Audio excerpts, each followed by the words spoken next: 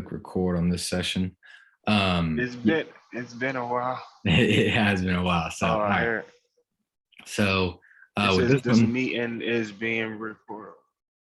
yeah, you got to click What do continue. I gotta do? Just click Let me see. continue. That way, Okay. it's pretty much saying that you consent to it being recorded.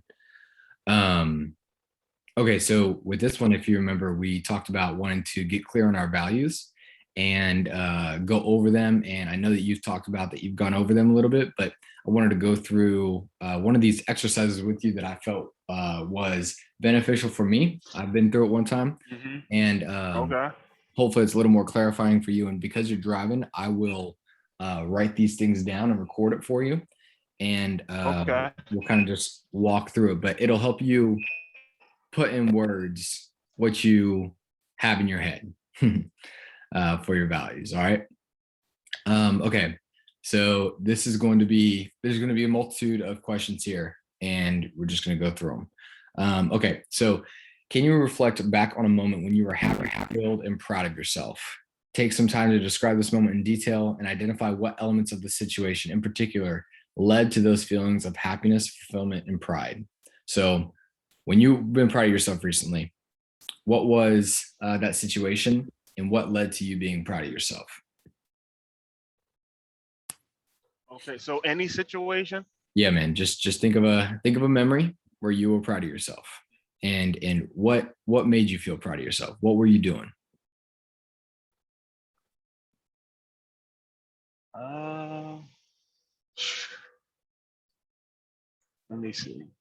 Proud moment that I recently had. Shoot, all I can think about is work. Trying Okay. to think about something outside of. No, that's fine. You can do something within work. Were you by yourself or were you with other people? Um, I was with my trainee that I have in the back, my mentee, the new team member, just teaching them how to because he came from a situation that he never drove the big rig Mhm. trucks over the road or whatnot. And just helping him with back. We have a maneuver is backing a large percent of the job. You have to back the trailers up in order to make the deliveries. You have to back the trailers up to the docks. You have to you have when parking for the night. After your clock runs out, you get a certain amount of time to drive for the day. After your clock runs out, you have to park in truck stops. So Mhm. he already had everything pretty much down packed, but I felt good when I taught him some little tricks to kind of be more efficient with his back end, and he almost instantly got it, and it made me feel proud and confident Mhm. in his work, and so I felt good. So that teachable moment that I gave him, it made me feel good. Just Mhm. I'm here training him. However, just to know that I have what it takes to take somebody from not knowing how to do one thing to like knowing how to do it almost instantly. That made me feel good, especially with our trucking school coming about. It makes me feel Perfect. really good because those guys don't know anything at all. So that Perfect. was like a proud moment I have. I'm pretty sure I had more, but that was one that I can think about. Just teaching this guy, seeing him go from a novice, and he still is in a way, but just not knowing anything to being you know uh, a more efficient driver. Sure. Yeah. Cool. Awesome. So three things that I wrote down, they're all similar, they're all related. We can Okay. filter down on them right now, but I said teaching others, helping people grow, and mentoring. That's kind of what you Okay. were describing right there as far as what brought you fulfillment, correct? Yes, sir. Okay. So pretty much in the same way that we can feel like happy and fulfilled when we're living out our values, the opposite can happen when we're not living out our values. So what would you say was a moment where you felt like most regretful, or most regretful, and you knew it was because a conflict of values were happening? Um, again, with if I can relate to work, Yeah. uh, I don't want to necessarily. I don't know if it's just being recorded, but as far as like regretting it, kind of like beat myself up, but like um putting people in, I hired like family.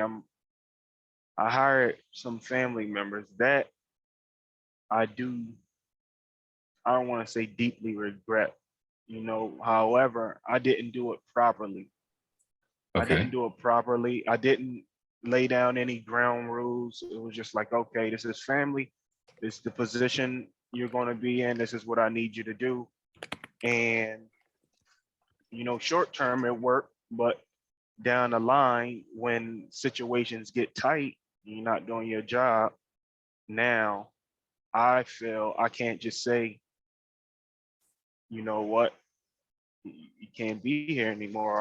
I no longer pretty much need your services, or you're not living up to, what I expected or what I, require from you. Mhm. However, I didn't kind of like lay that down in the beginning. So it's like, what do you require from me? It's like, okay, I just do what you pretty much instruct me, tell me to do or whatever like that. And I do regret like not back to like the beginning of our videos, not training certain staff members because it's hurting me. Look at me now. I'm not supposed to be here. I'm supposed to be going to go build, be out building our book of business and working on new deals. But here I am back at stage one, blessed to do it.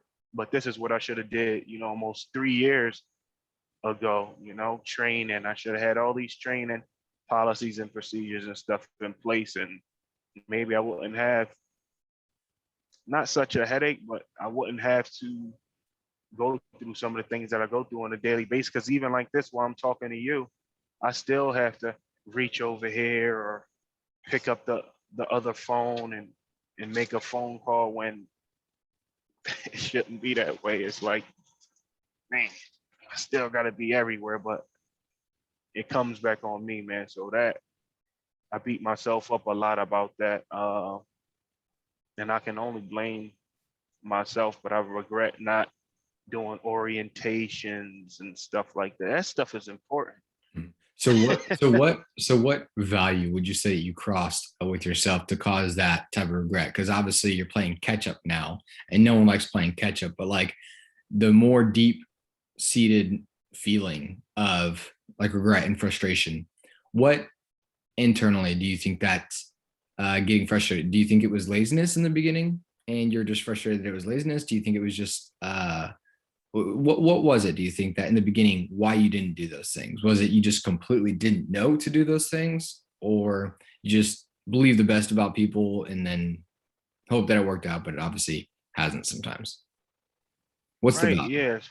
So that's a great question. So as far as in the beginning, it was it was I don't want to trying to see what value I crossed, that I got commitment, dedication, um together, togetherness. Like go And back, go back in your mind and see your younger self. What was the younger Lorenzo doing when he was hiring those people and bringing them on, that the Lorenzo now is mhm, saying, yo, you did that wrong? yeah, man, the younger me, I was just so I believed in these people so much that it was just like, Yep. come on, like I know that you can do it. It's like I didn't see anything else. I didn't see Mm, any flaws. mm. I wasn't paying attention to what they were doing in the first 30 days, first 60 days, first 90 days. I wasn't paying attention to certain habits. I was letting them develop even that, and these people are good people, because they committed. Our number one thing was committed. If you don't want to do something, you're not going to commit to doing it, or whatever like that. So they committed, and however, I allowed them to build up bad habits that Mm. put the business in a bond, and that I I know I did that wrong. I allowed my team members to develop bad habits into the future, into now, and it's affecting the business. And those bad habits, they weren't really monitored, or I put the management off on another team member Mhm. instead of telling that team member, what is Krista, instead of telling her, look, monitor this. What do I want to look for in these people, to determine if they are a perfect fit, and I Right. made that mistake just looking back, just jumping into it, just putting people in certain situations that I didn't know if they were prepared for them or not. I didn't even know if that was what I needed or not. I just know I needed a certain area covered, and it was just like, okay, hey, cousin Bob, man, listen, I need you over. You said you want to come work with me, right? This is what I need you to do. All Mhm. right, do it. And then move on Right. to the next thing, and Right. Okay. now So I'll playing say, catch up. okay.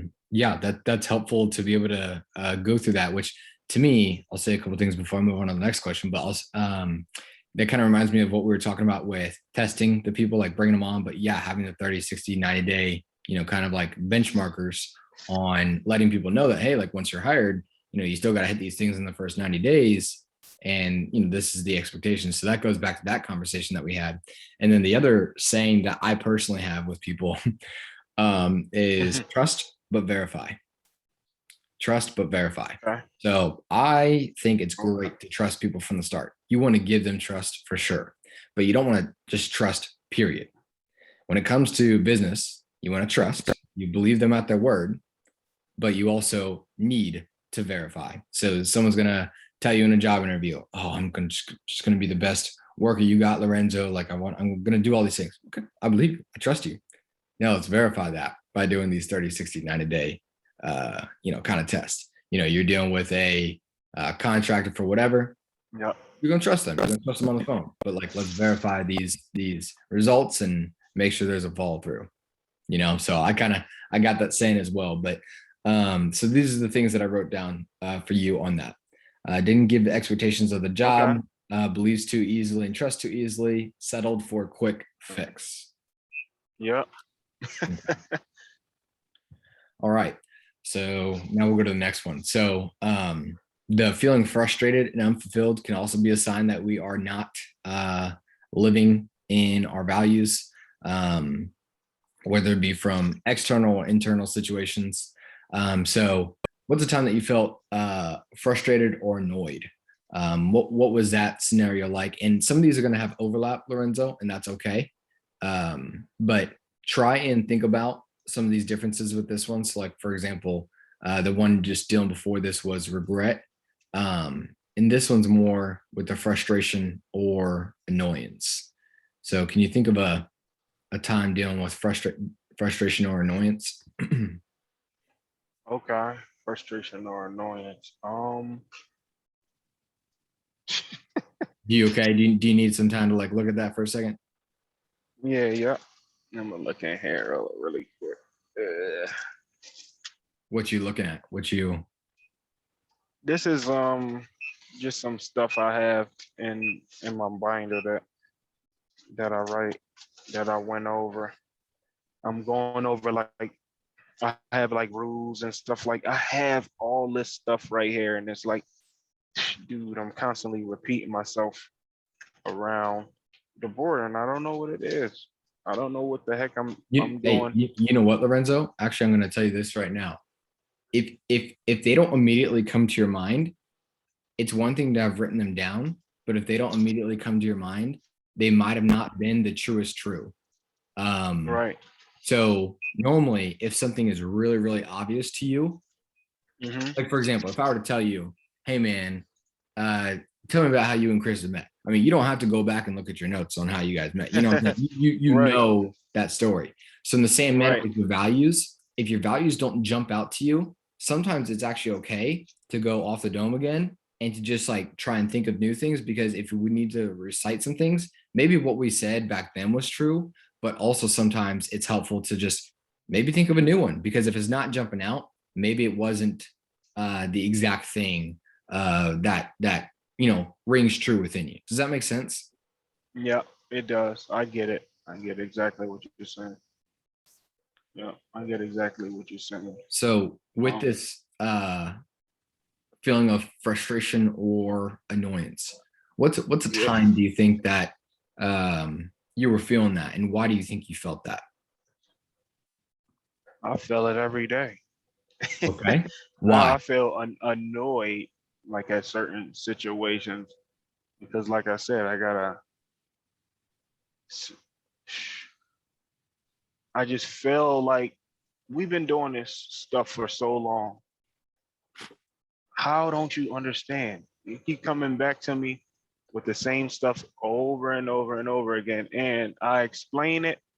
However, I put whoever in a certain situation. I allow them. I don't do it for them because I know if it comes up again, all they're gonna do is come right back to me Mhm. and and ask me the same question. So I put them in position to do it on their own so that they can learn. Go ahead, make the mistake. Go ahead, make the attempt, then come back and ask me for help. But don't just expect me to do it. Oh, this came up. Oh, let me call Lorenzo. This came up. Let me call. He'll solve it. He'll do all that. And I get so annoyed just spending my day on solving a problem that I pay other people to do. Um, but I get annoyed when I have to keep repeating myself and I gotta do that almost every day in every position in the job. And I don't know if it's because certain people don't have the confidence or if they don't want to learn or if they know that I'm just gonna do it just because of who I am. But that is annoying. It really is. Around the clock. It's just like, man, you kidding me? You know I'm out. You know I'm training. I'm telling you, I'll spend more time doing that. Look, phone ringing again Mhm. early in the morning. I gotta, I spend more time doing that, and I know that's where I'm supposed to be. I'm not supposed to be here, but yeah, man, I get annoyed repeating myself, do over and over and over again. I I hear you. don't know what it is because I know how I think, and Yeah. Well, remember what I was talking to you about with even scheduling the trucks, getting the loads, and how it's like, bro, I want you to do and it. I did that. Uh-huh. and I and I sent the note. I do all that. But Everything that have you you have told you me, done that for every position in the company? I've done it for all the four things that I do the most. These people they have the PDF, they have all the instruction. When I'm done driving, it'll be an hour and 39 minutes, but I'm gonna send you a snapshot or a video of Okay. all these things that I just have written down, step by step. Yeah. I've done it and it works.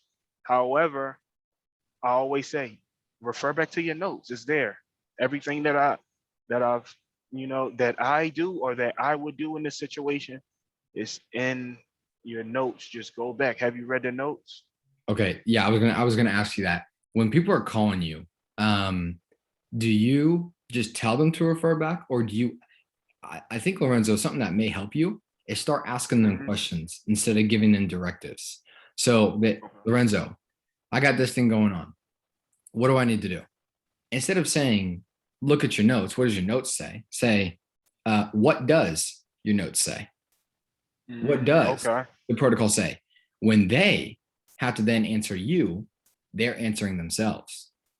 So Right. instead of giving the direction, when you give the direction, that subconsciously trains people. Go to Lorenzo if I want direction. Don't go to the notes if I want direction. Go to Lorenzo. He's going to tell me what to do, even if it's to look at the notes. When Man, you say, what does the notes say? Their brain goes, search for an answer, search for an answer. yeah. Because you're out doing whatever. They now have to give the answer. And the next time they go, what do I do? The voice in the head says, what does the note What say? does the note say? Man, that is huge because I do that. I do that a lot. Mm-hmm. Say, look at this. Look at, like, you have these things. We had these conversations. Look at this. And like you said, all they're gonna do is call me. Yep. And wait for me to say, look at this, or go to that, or That's hit right. that. I'm telling you, I have the picture in my mind. I know where every little, yes. I know everything that I need to do. I know where it is. And it's like, I can be driving and I can say, go on the email, go to this date, do X, Y, and Z, give me this number and Yes. call this person. And I can do that and I can make something happen while, Yes. while I'm rolling like this. So Lorenzo, one of the things that I have learned to dissect about my own brain, like for me, when I'm looking at teaching someone something, I have to have the assumption that other people can learn it. I cannot think I'm special. This is why I know this. And so for me, when I started breaking down my own knowledge on how did I get to where I am with certain points. So for example, I broke this down the other day in a video on self-awareness. I said, if you were to want to learn what emotional state someone is in, can you hear me? Can you hear me?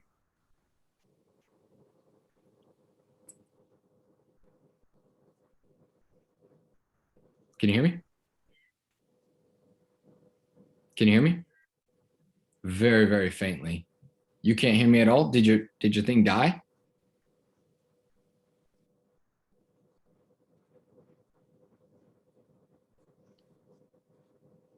All right.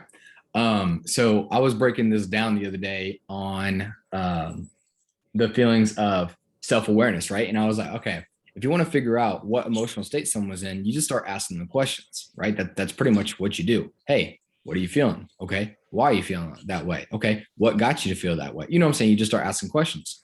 A lot of guys struggle with self-awareness because they're not asking themselves questions. That's all self-awareness is asking yourself questions. So in the same manner, Lorenzo, when we can get our people, because one of the things that I wrote down for you is people not thinking for themselves. That annoys you. Like if they're just going to call you, that annoys you. So what you got to ask, what is thinking for yourself? What is thinking for yourself? Thinking for yourself is essentially the ability to problem solve. What's problem solving? Problem solving is identifying a problem and then asking questions to be able to think of a solution. That's essentially what problem solving is. Another form of problem solving is go to the person who knows how to solve the problems, which is in this case, you. So all you got to do is think about, okay, how can right now I'm the answer to my employees' questions. How can I get them to begin having the answers within themselves?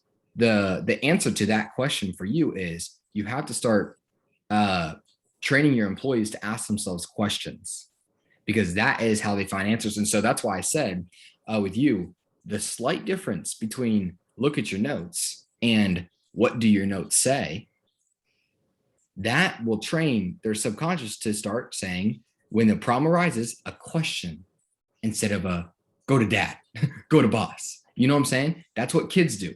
Go to dad. I don't know what's going on. As we grow up, we start going, oh, okay, this is what's, we start asking questions. We start learning on our own. Does that make sense in that comparison? That's what I do to myself. I never really thought. Exactly. Of course, we all have brains, so it's simple. Maybe not on the same levels in a way, but however, it's hard the same for the most part. I do. Sometimes I ask questions, but probably just like going like just a general conversation, but just initiate that call, that initial, interaction, throw a question out there instead of an instruction. Never did that. Right.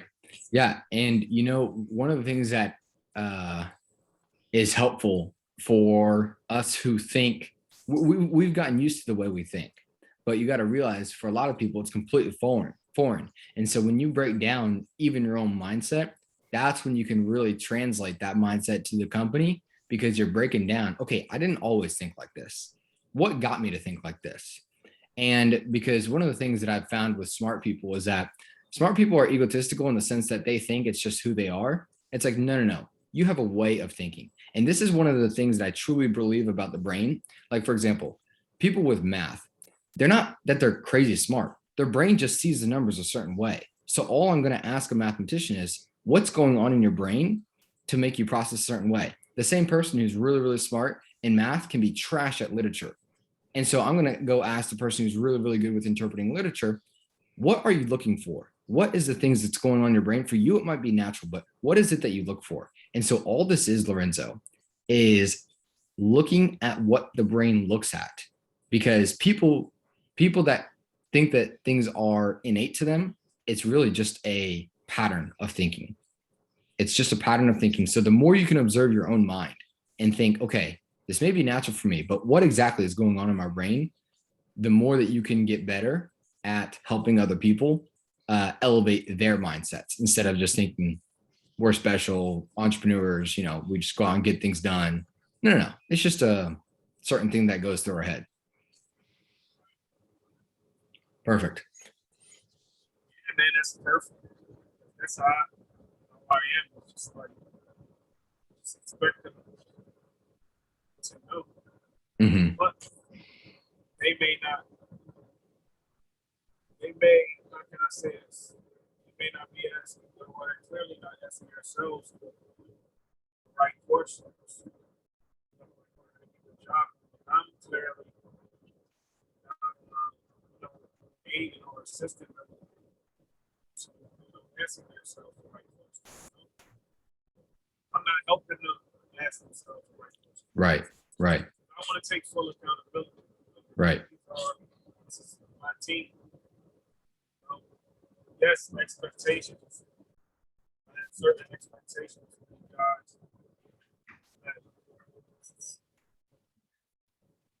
Right. And, you know, one of the things about being a leader is being able to balance the, okay, I believe anyone can do these things of what I'm talking about, yet also balancing that with recognizing different people have different capacities.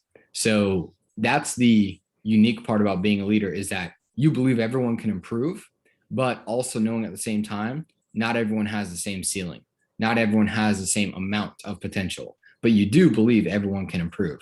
And so that's where you really, as a leader, can get into psychology of understanding improvement, yet while pushing people a little bit more because you see more potential, you know, within them compared to the others. So anyways, that was just a few little side notes of what I wanted to give you on that. We're still going to keep with the main thing, which is the values, but I wanted to give a few of those nuggets to you when we were on that topic. So there are different things that we do that can get us in the flow of like when we're really cruising on things, we're really in the zone and enjoying where we're at. What would be an activity or a situation that you find yourself that where you tend to be in the state of flow and that you just really are enjoying what you're doing? What are those activities or scenes kind of like for you?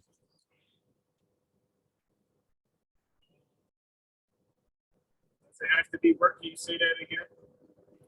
Yeah, so it doesn't have to, it can just be anything where you almost experience a state of timelessness. That's what some people call the state of like flow, where you just like lose track of time.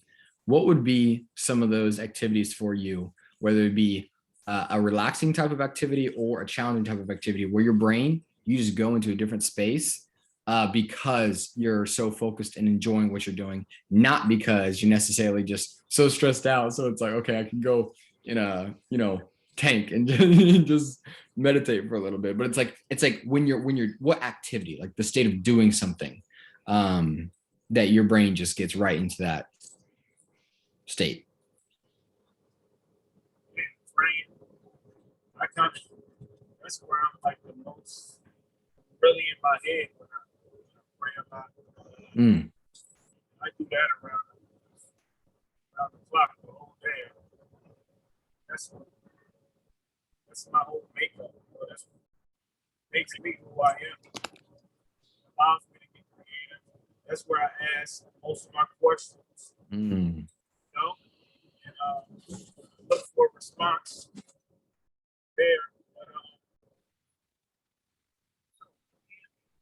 got a lot. I indulge in prayer a lot. It's like a major part of my day. Like every hour, I'm always. Hmm. And that's what keeps me going. Okay. I like that. I like that a lot. Um, okay. So this next one's going to relate to role models slash people that you just really like look up to. What would you say if you could give, like, think of the different people in your head? You don't have to say who they are. But think of the different people in your head, and I want you to give me 3 to 5 things that you see that are kind of common among them, and why they are like role models to you. Like, what values do they embody that they had that special spot in your mind?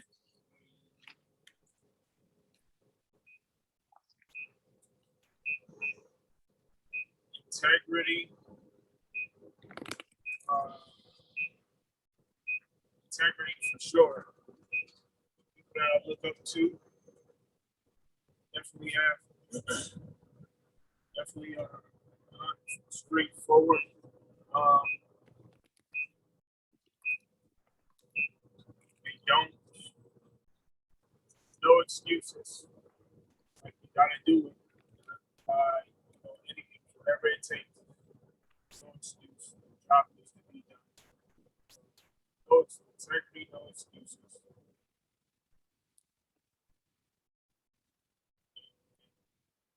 What would be one more? Say that again. You said one more, right? It was three. Say it again. You said it was three, right? Yeah, I got integrity, honest and straightforward, no excuses. But I'm just saying, give me one more. Okay.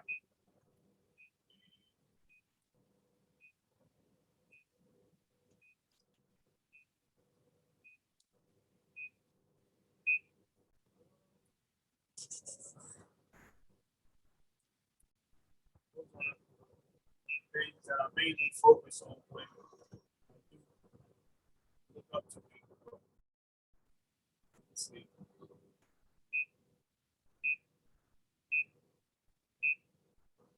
I guess it's creativity. Can that be one or?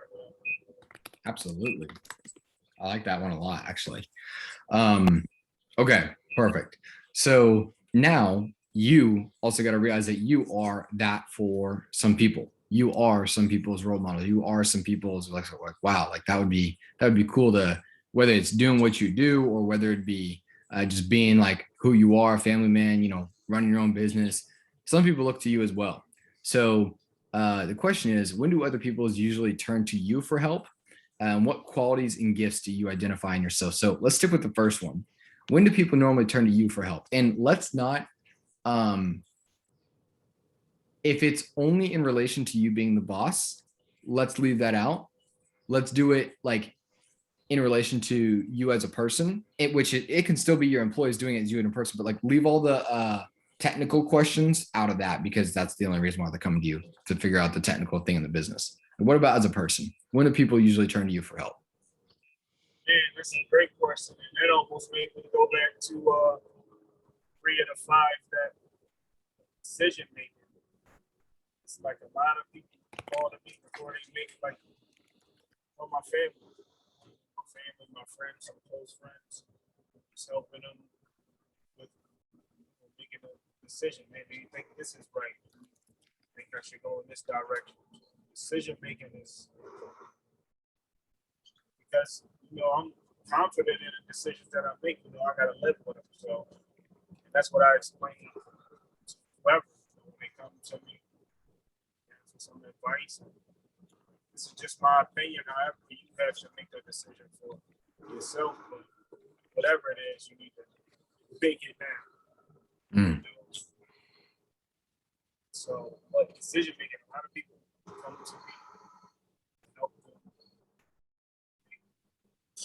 make decisions. Yeah. So that Okay.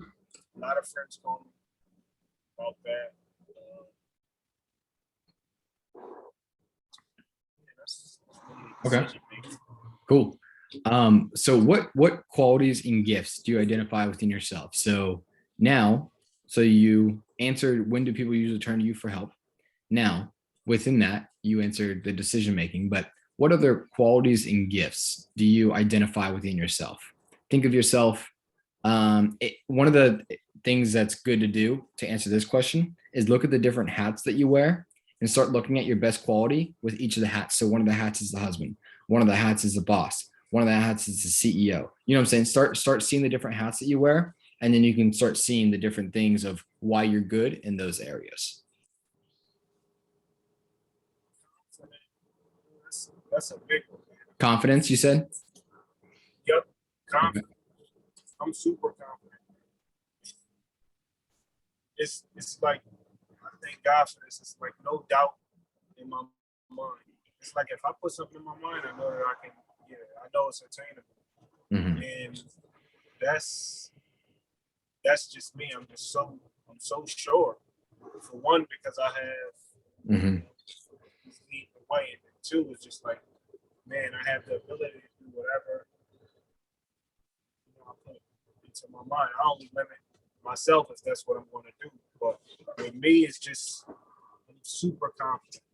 And I'm pretty sure anybody that you may, of course, you're not going to do it now, but if you were talking to somebody like, oh, what do you think about Lorenzo? I know it's confidence. Mhm. I don't that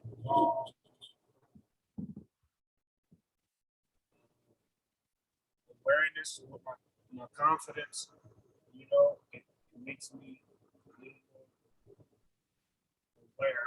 I'm aware. Awareness is, I don't know if that's one. You would say self-awareness is one of your gifts? Yep, self-awareness. Just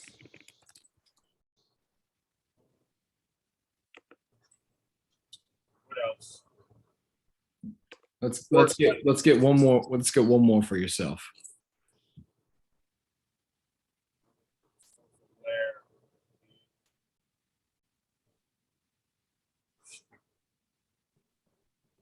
But I don't want to say this because I'm too much of it.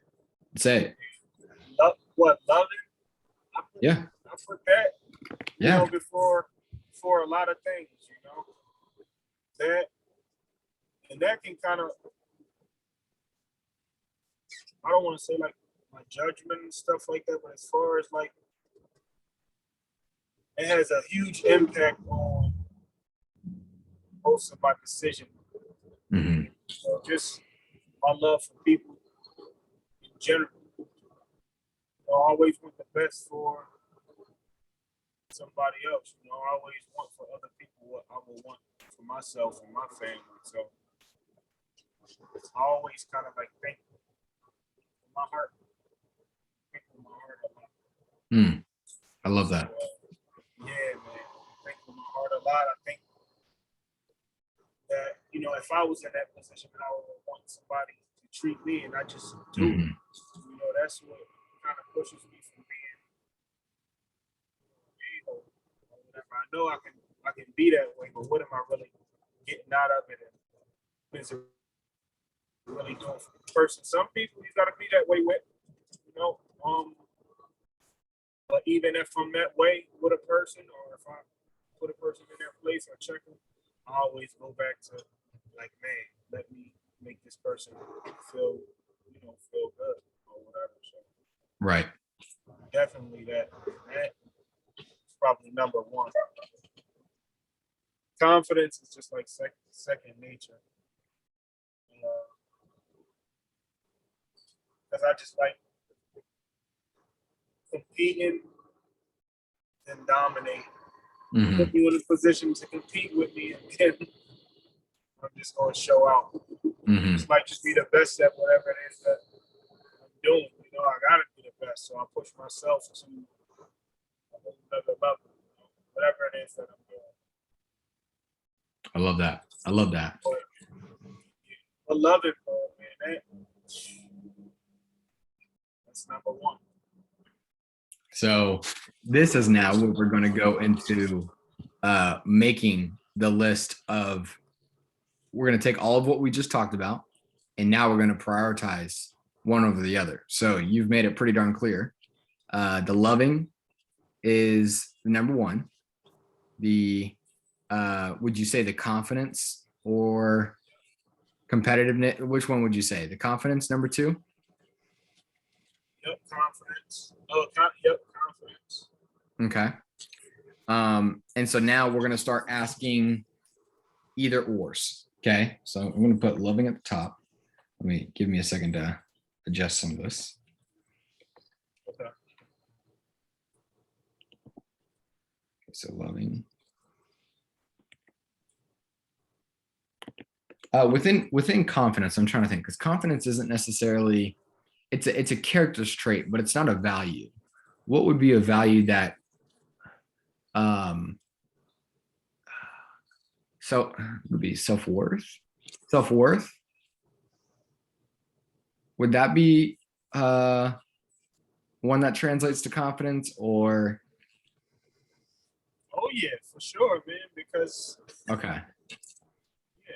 Okay. All right. So I'm going to replace confidence with self-worth, because self-worth is more of like you value yourself, which is why you're confident, you know?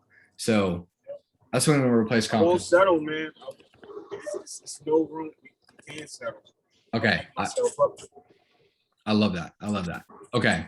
So next we have so let's do this. I'm going to take out mentoring. Do I get a printout? Say what? I said, do I get a printout of that? Yeah, I'll be giving this to you as well. That way you can see your own list as well. Okay, so now I'm going to start asking either ors, and this is going to rank them. Okay, so would you rather help people grow, which we can turn that into one word kind of later, or have freedom?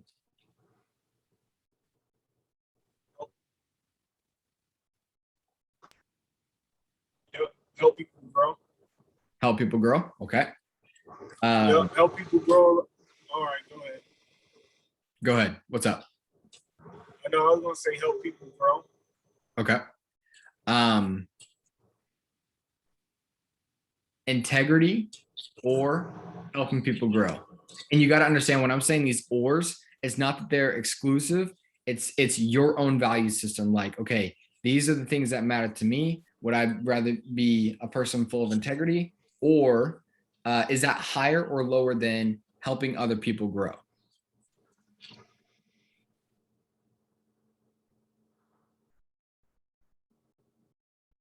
Integrity was definitely first. Okay. Well, or if I had to choose, it would be integrity. Okay. So I'll put.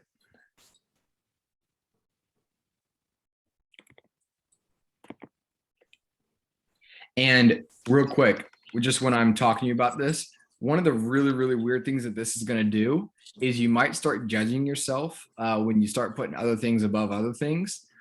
Do not judge yourself. You have to go with when you're making the decisions day to day, what is like the most important thing. So for example, we said self-worth above integrity. We haven't done that yet, but we said self-worth is number 2. And so far we haven't put any of the others on the list. We've just put loving and self-worth. Sometimes it sounds weird to say, oh, self-worth before integrity. That doesn't mean you're not having integrity. Okay. So I'm not saying don't judge yourself when you're making this list. It just goes, when I'm making this decision, like, what is the most important thing to me? Okay. I just got to throw that out there, because some of these things, it sounds like we're being exclusive, but it's not. Okay. Okay. So let's do this one. And we'll come back to prayer, because I have prayer here. I don't really know. Oh, you know what? It's faith. Okay. So that's what we'll put it as, is faith. Okay. Okay. Integrity or faith? Which one is higher? Faith, of course. Okay. Faith.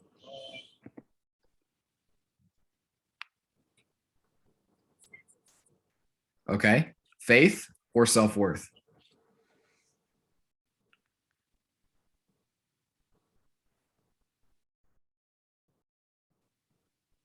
Faith. I tell you, this can get funny. It can get weird. Faith or loving?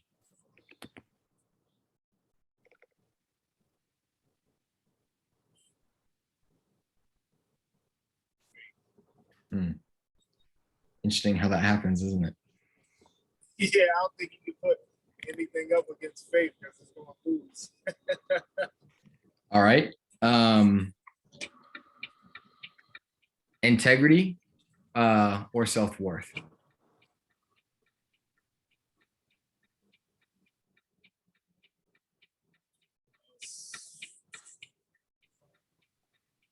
Faith, you said integrity or self-worth? Integrity or self-worth? Self-worth. Okay. Be nice, people. Let me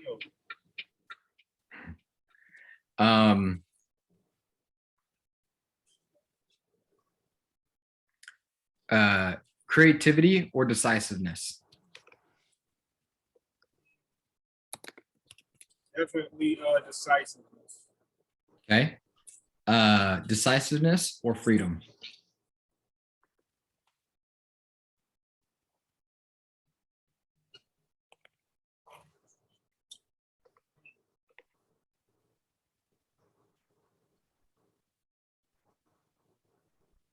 Say decisiveness. Okay. Decisiveness or helping people grow?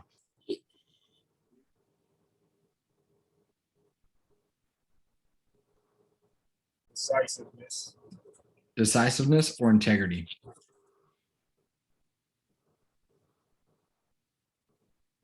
Decisiveness. Decisiveness or self-worth?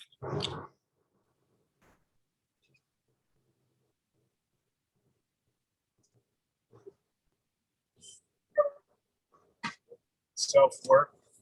Perfect. Am I taking too long in between? This is perfect. It's going to do this because this is the weird part about values. We start going, no, I like both of them. And the point is, yes, we know you like both of them. That's why they were on the list in the first place, because out of all the hundreds that we could have listed, obviously we have, the 10 to 15 here that we're going to order. So it's supposed to be difficult. And it's supposed to kind of feel weird because no, I like them. I like both of these. I want them all. Okay.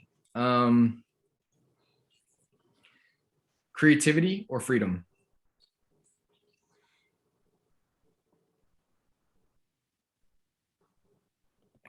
Creativity. Creativity or helping people grow?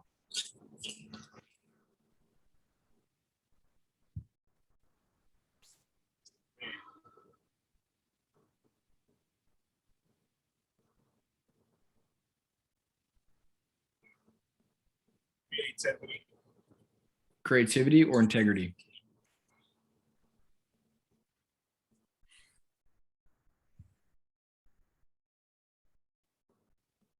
Integrity.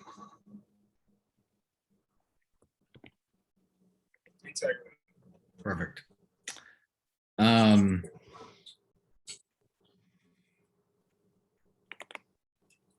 Self-awareness or freedom?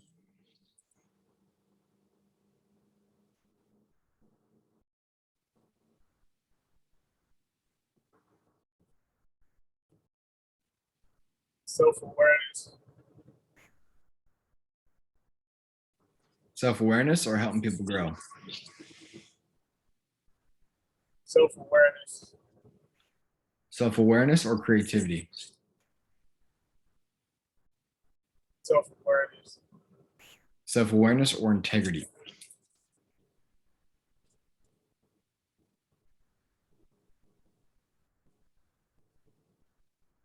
Self-awareness. Self-awareness or decisiveness?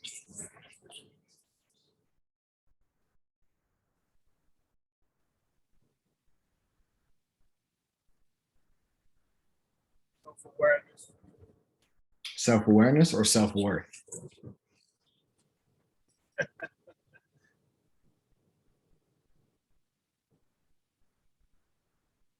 Self-awareness.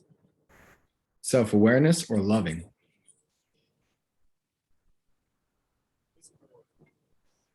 Like how you fix it.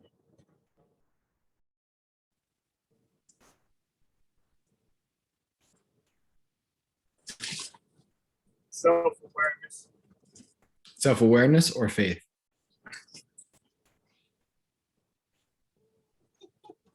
Man, why are you doing that to me? Awareness or faith, man. That's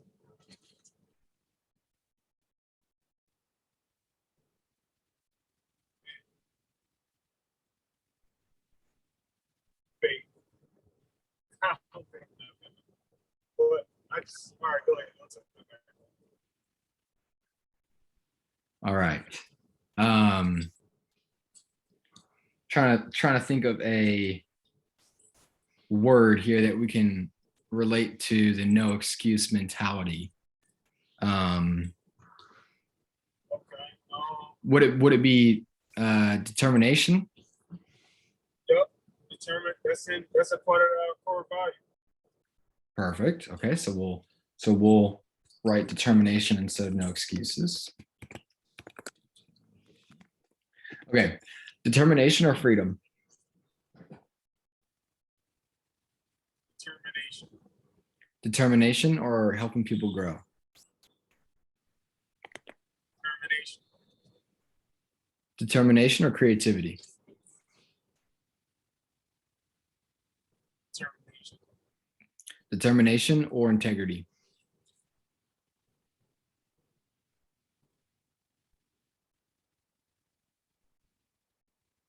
Man, it's like mixing. It's I don't know what it's doing, but That's right. man, I can feel it like working. Like Yes.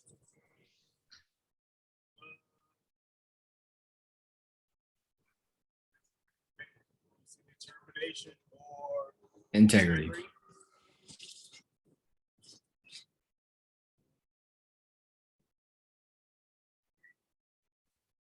What you doing to me? Search in your mind, search in your heart, actually. Yeah. And your And I mind's feel thinking. it. And your mind's thinking. But see, by the way, bro, this is the cool part. This is stuff that's in your heart that your mind doesn't think about. But when it's asked these questions, and this is when the mind goes, no, we want them all. But that's what I'm saying. Look at your heart. You can't really think too much because it's like you got to look at what do I truly value at the end of the day? This one sounds right, but wait, I do value this one more than this one, even though this one sounds like it's like I should say this, you know? Oh, definitely integrity. Okay.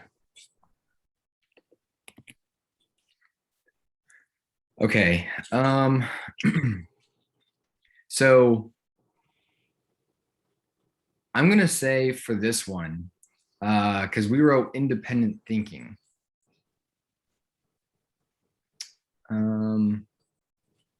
Because freedom, when I listed freedom, by the way, that was more like no ties, like it's being out to just be your own.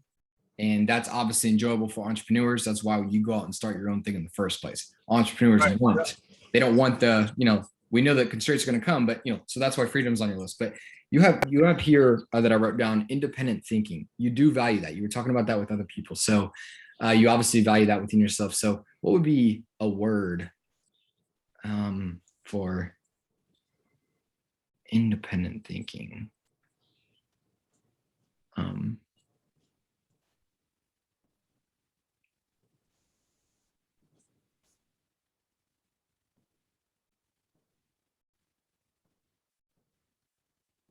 I'm looking at this list here.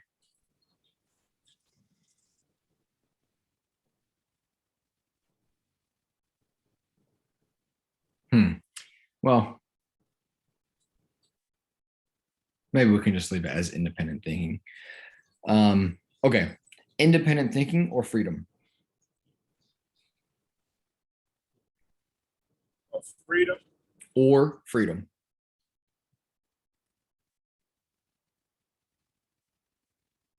I don't know if I'm doing this right. With me, when you asking me these words, I don't know if we're gonna get to that at the end. I just feel like one is like the root in order, like inside of me, the feeling I'm getting is that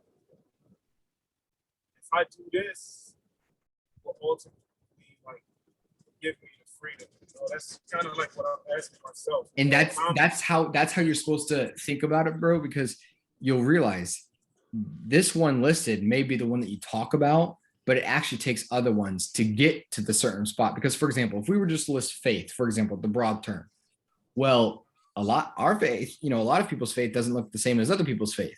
And so then you got to start asking, okay, why? Why does their faith look different than other people's faith? What do they take more seriously? What underlies faith? So that's why, even though we may say, oh, faith is the most important thing in our lives, sometimes when it comes down to our own values, it's actually other things that come prior. So, so which one would you say? Independent thinking or freedom?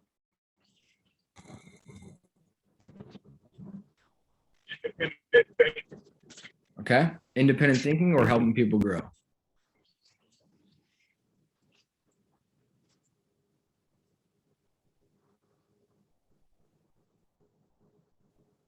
Independent thinking.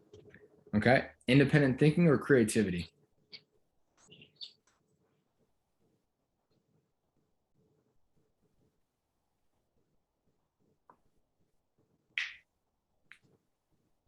It's almost like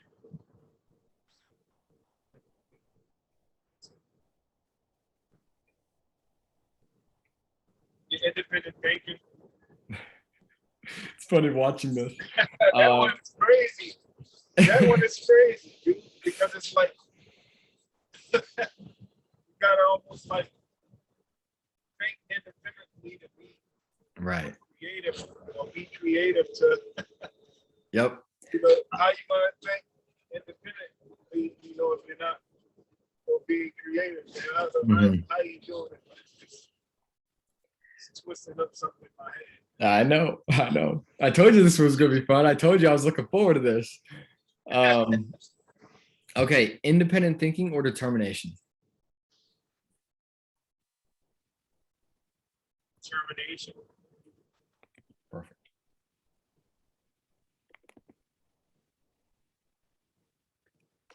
Okay, I have here the ability to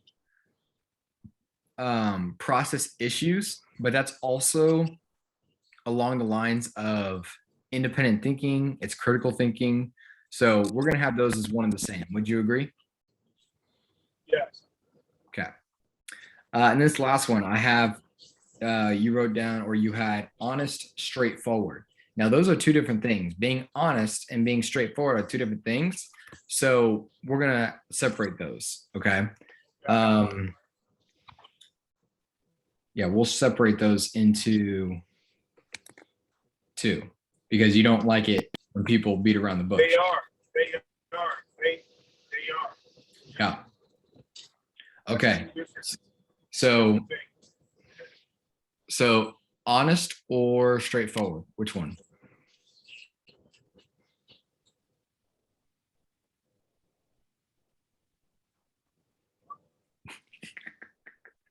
Honest.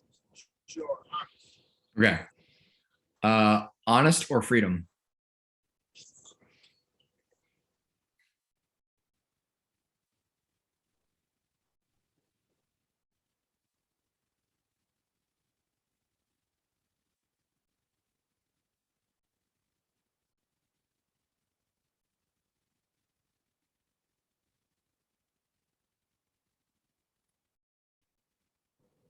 Okay. Honest or freedom? Say honest and freedom, right? Yep.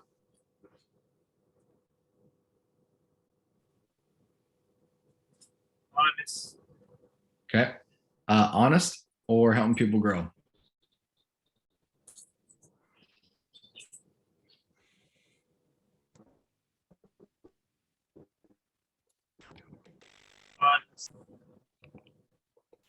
Okay. Honest or creativity?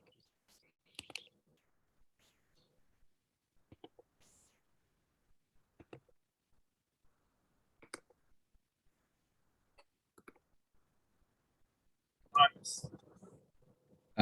Honest or independent thinking?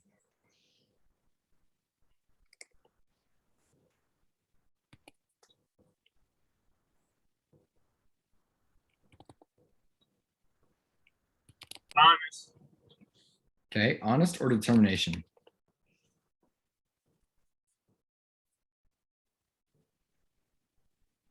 Determination. Perfect.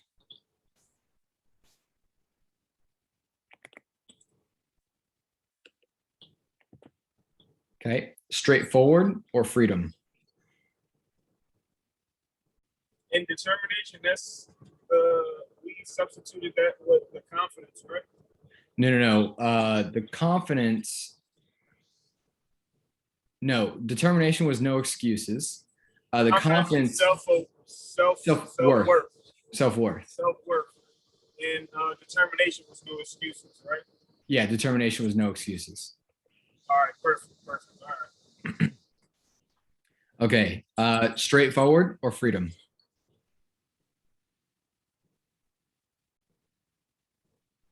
Just want to be free. uh, straightforward. That one is kind of like, because I want to be honest. Straightforward, I kind of, It's not big enough on its own for you. yeah, because I feel like I'm not being honest if I choose straightforward. But sometimes I work around it, like work around just being straightforward because I don't want to hurt nobody's feelings. I guess that goes back to like loving. Right. Straightforward is kind of like being honest up front in it, or straightforward. With straightforward, it's like it's letting person know what it is right then and there, right? So did you want me to take that off or did you want to go through the list? No, I like it because it's important. I feel like it's in me, but I don't think that I use it all the time, every occasion. Yeah. Okay. So let's see where it ranks then. Let's go through it and let's see where it ranks. Okay. Okay, so straightforward or freedom?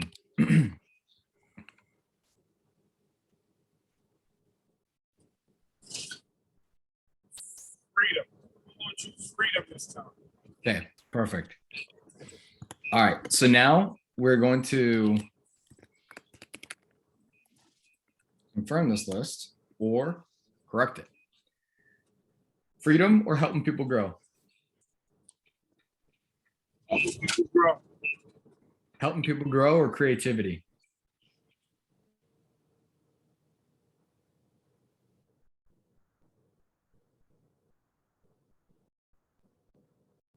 Creativity. Creativity or independent thinking?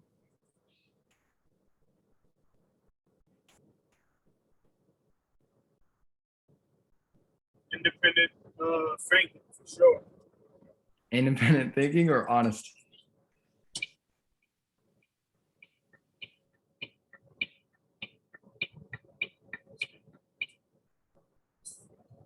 Honest. Honest or determination? Determination. Determination or integrity?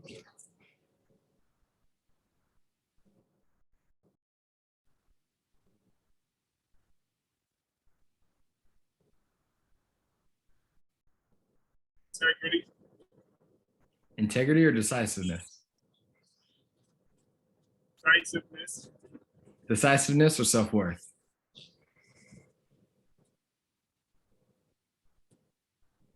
Self-worth. Self-worth or loving? Say that one again. Self-worth or loving? Self-worth. Loving, self-worth or self-awareness? Self-awareness. And self-awareness or faith? Faith. Wow. Okay, perfect. So this is how you know that these rung true for you. Every single one of them was the exact same as before, except for this one, going through them one by one. You flipped loving and self-worth. You put self-worth before loving, which is completely okay. So this is how you know, though, because that's a test with all this. Sometimes when you do each one and it's going in the ranks, you don't really remember. But when you just listed all of them in order, basically, you know that you're in congruency with your own heart. And so here we have 13 that are listed. And so the benefit of now this exercise that I'm going to send you is, oh, yeah, we did. Is now when you're feeling happy, when you're frustrated, when you're sad, upset, it doesn't matter what you are. You can now reference this list and go, what's being crossed here or what's being fulfilled here? And you can see, it's because I'm doing these things, or it's because this thing right here is being crossed. And not only that, you can start looking at your top 3 or your top 5 or top 10, and you can start letting people know around you too, yo, this is what I value. And so you can then translate this exact exercise also to the company values and start talking to people within the company, leaders who you want in the company, start doing this together. But you can see how when you listed your first 2, these are now not your first 2. You know what I'm saying? Loving was your first one and confidence was your second one. And now we had faith and self-awareness as 1 and 2, confidence / self-worth is 3, and loving is actually 4. So it's very interesting. Yeah. So I know for me, bro, my number 1 in my life is growth. I value growth more than any possible thing. I like growth so much because I see nothing wrong with growth, because I view growth in my own value system as all encompassing. And so for me, no freedom, to me, it is the most, is the thing that I care about the most. And so I'm like, okay, I know for me, if I'm in any relationships, one of the foundations in this relationship is that it needs to be growing. There's no way that I can stay at the same spot. It's just not in my DNA. And so for me, it was really, really weird when I went through this exercise, but I was like, wow, growth is my number 1 value in my personality. Okay, interesting. Interesting. Okay, cool. So I like that, man. Yeah, I can see. Yeah, so it's just weird, bro. Like what you were talking about, those feelings. Like, wait a second, I don't want to choose between these 2, but you realize you already do choose. You already do choose. Now this is just putting, and again, me going through these things with you, bro, is one of the things that I'm trying to practice with you, is so you can practice with your team members. We're trying to take what's in your brain and put it on paper so we can see more and more of what's going on, because the majority of our things go on in our subconscious. And we just got to work on bringing them out. I like that. That exercise is crazy, man. It was getting you. Feel it inside of you, man. It's like, oh. Yeah, it's a cool one. So, but you made it. You said, dude, don't feel bad about choosing one or the other. It was just like, all right, this is how I feel. Yeah, because I'll tell you what, I definitely had faith probably as one of the highest, yet I realized for me, independent thinking is, for me, it was more important than faith, because I realized that's why I have the faith that I do, because I don't just take, and again, this is all just depending on what faith means to you too, because the way that I viewed faith is the beliefs. If you were to ask me faith as in the practice, well, then I might have a different view. Then faith might truly be the thing that I care about most. I don't care about, I just care about, that. But I was viewing faith when I was being asked these questions as the beliefs that I was holding, not necessarily the belief in God, for example. It was just like the certain set. So even within the same word, we could have various interpretations and various meanings. And one may be my highest, and then the other one may be, oh, well, my faith gets defined by my independent thinking. You know what I'm saying? So there are so many different factors that could be involved. It may even change for me, you know what I'm saying, over time. So there is no right, and that lack of judgment for yourself is super, super important, because you got to understand, what do I think about when I think about this word? Because we definitely don't think about the same things, even though technically a word's supposed to have a meaning, but it has more than one. You know what I'm saying? Right. Yeah. So mine was with the faith. Every time you would ask me that, it was just like mine was almost like believing in the unseen. I believe that, you know, like just creating, like it goes back to like creating this image in my mind, even though I can't see it in front of me right now. I know that if I'm determined enough, you know, if I'm aware enough, you know, within myself, and I can stay focused, that I'm so determined and so and my self-worth is just, I'm so ambitious that faith, that believing in that unseen manifests. You know? Yeah. So that's how I was. That's what, you know, our faith, but not.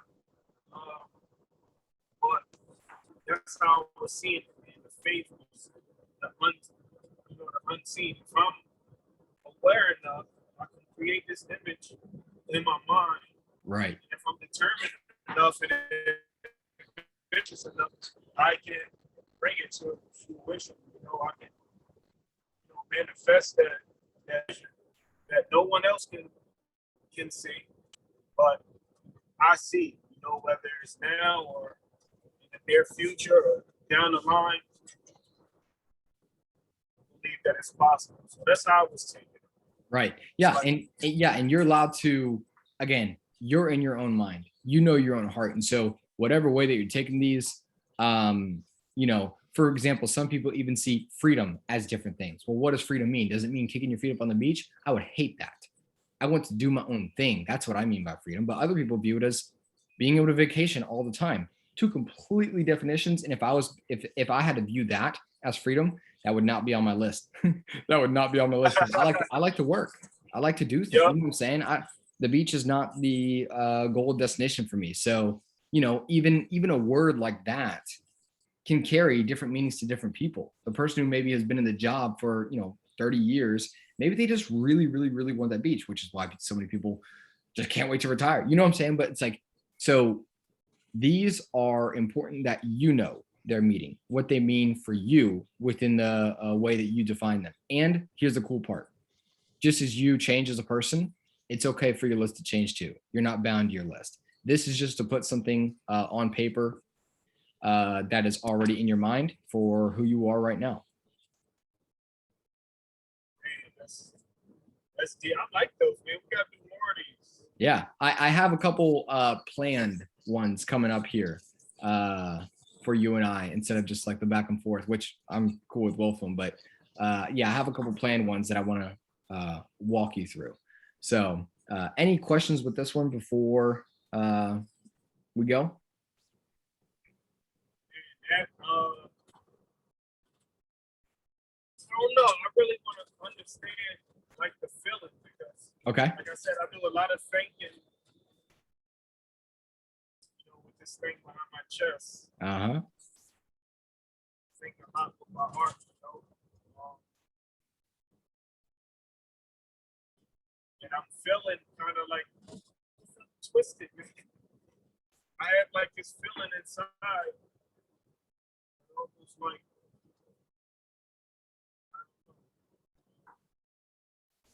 I didn't go against anything.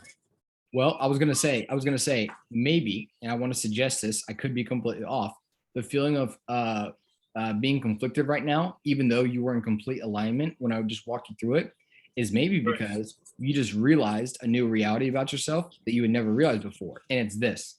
Going into this conversation, you made it pretty clear. You said it multiple times. Loving. Oh, definitely. And then number 2, oh, definitely confidence. That just got shaken up in front of our eyes from your own mouth.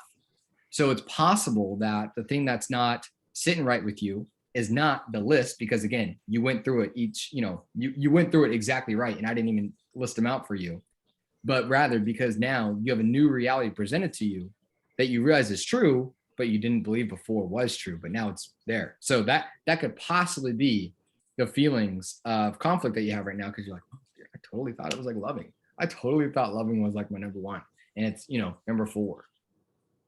No, that's it. I get what you're saying. Like just that unease, not in a bad way, but it's Right. just, our hearts are like they mellow. Like you believe in something, you feel something.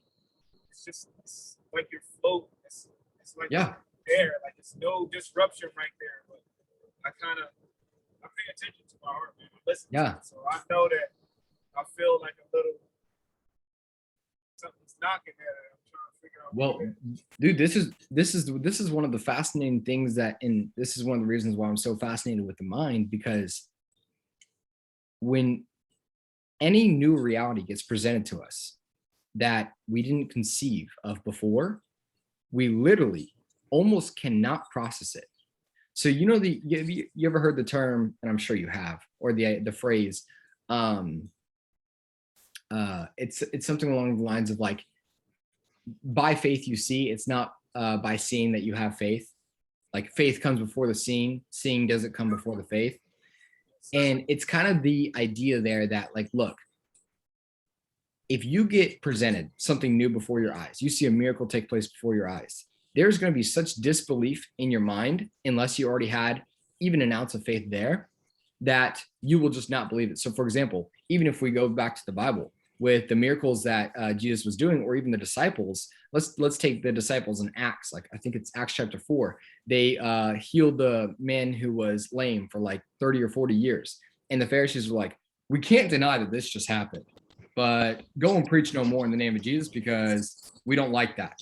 And so it wasn't for lack of seeing that they didn't believe. They saw it. They couldn't deny it.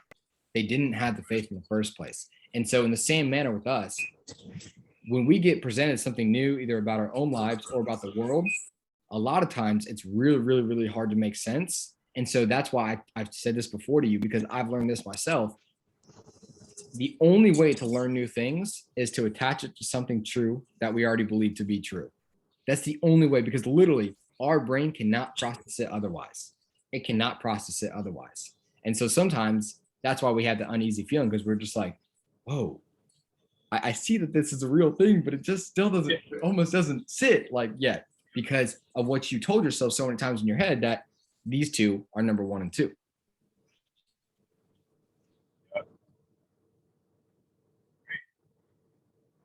I like that, man. I like this little exercise, man.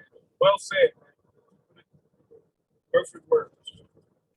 It's a fun little one. So, any other questions? Get it. Will you send this over to me today or sometime this week? Yeah. No, I can send it over to you. Okay. And also, go ahead. No, I was gonna say I'll text you over my email when I'm finished. Yeah. And then also, we didn't go through the list of like the pet peeves. I mean, we did, but not kind of like in one word phrases, or in one word. We just left them in phrases. But I'll still send those to you, and you can see how the things that bother you are the things that it's because they conflict with the things that you value. So. Right, man. So is this good for like a husband and wife? Oh my goodness, you better believe it's good for a husband and wife. The only thing that I would say is you need to, if people were to do this who care about each other, well, okay, I shouldn't say it like that, because obviously I care about you, but you know what I'm saying, like there's like the deep emotional love, whatever.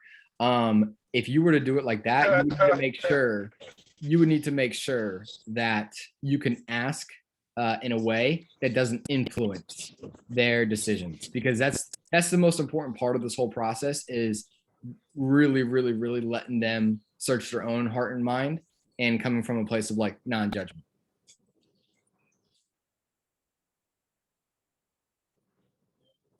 So, let me ask you. So, a lot of your stuff is coming from, of course, I don't even have to ask that question to you, but when you ask yourself those questions, or either or, the answer was coming from heart, right?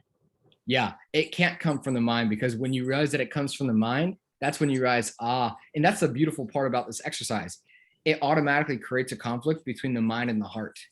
And the heart is where the values are. The mind is what processes and tries to logically explain. This is what people don't understand about the heart and the mind. The heart understands things that the mind can't explain. The mind wants to be able to explain logically the things that are happening. And so the thing that I like about this is that the way that it calls it out, it's not saying that you don't like one of them or that you're going to live without them. No, these are on your top 10 or 15 out of a list of hundreds of possible values for a reason. But you have to go with what you know is right in your heart.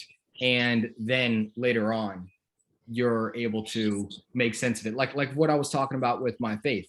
For example, if I had growth lower than faith, does that I took that as meaning, well, does my faith stay stagnant? And then I was like, no, I like growth over faith, because I want my faith to always grow. So I'm going to say growth. But you know what I'm saying? So there's just so many different, it's like, wait, does that mean I view personal growth over God? And it's like, so you can't get into overthinking this, because you can definitely overthink it. You just got to go with what you know is right in your heart.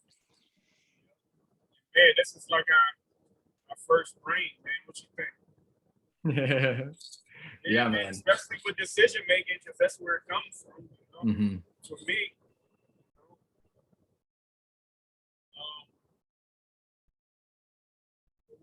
what do you think about like a person that may think, or just let their subconscious just take over everything? Well, what you mean by that? So by that, it's just like, some people don't think; they just do things off instinct. They may not even use their heart or their mind. They just use, I don't know what they use when they make decisions. Do you think everybody's decision making comes from this place? No, there is, which I forget which side of the brain is which, but if a neuroscientist was like listening to us, they would actually say, oh, it's just different sides of the brain is what you're talking about. You're not even talking about the heart and the mind. You're talking about just different hemispheres of the brain. But I forget which one's which, but one of the sides is analytical and the other side is like intuition, creativity, etc. And so I would say most people, they just lean on a certain hemisphere with some of their decision making. Some people are not comfortable. They've been burned too many times or whatever else. So they can't give themselves reasons to do something. They just won't. Other people, life's hasn't gone that bad. And so we tend to trust our intuition. Sometimes it's maybe one big for us. And so just as if our parents can reinforce us, the own consequences in our life reinforce our decision making. So I know for me, I'm like you, I'm a deep intuition person. And I really, really am about that. But there's also, my brain's kind of weird like this. I think incredibly on the analytical side as well. So I have I would say quite a bit of both. But if I had to choose one, I would choose the intuition and the faith side of things, the creativity side of things, more than the logic and reasoning side of things. Right. That's me. It's like, it's the root, man. It's the stem. It allows, gives all that other stuff life. I feel like it is too. And part of me, I pray this prayer a lot. God, help me see with the eyes of faith what, my mind, my, human mind cannot see. I want that, those eyes of faith, rather than just what my physical eyes or my mind can reason or think about. No, I want the impartations of what's going on, in the world greater than what we can see. I want to see the invisible. And that's a lot of stuff that you can't really describe logically. You know what I'm saying? Like, also answer this question logically. Why does God love us? It's like, yo, why? Who knows? Man, even saying he's loving is not an actual answer. It's like, okay, he is this, but it's like, why love such abhorrent, sinful, people, creatures? It's like, who will ever know? That's part of the mystery behind it. It's like, okay, we know in the end he's gonna have us as his bride, but like he didn't need us, so like why go through it? It's like, who knows, man? But he just does. So just it's like those are the things that like my brain asks those questions on and thinks about, but like because here's the other part, Lorenzo.